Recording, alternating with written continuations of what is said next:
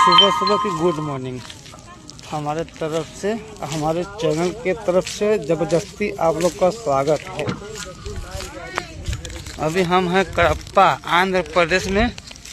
यहाँ पानी जो है भाई निकल नहीं रहा है। हम लोग को जो पोजीशन जो है बहुत हो गया डाउन। एकदम जंगल पहाड़ है, यहाँ कुछ व्यवस्था नहीं है। तो हमको घर जाना का अर्जेंट है, हमको जाना है घर। इतना जल्दी है कि मत पूछिए। मतलब लोडे नहीं हो रहा है, ना खाली हो रहा है, क्या करना है। बारिश हो रहा है, बहुत ज़्यादा पानी गिर रहा है भाई। मैं Dharmendra, UP Uttar Pradesh, Prayagraj trailer driver, Shri Balaji transport trailer service.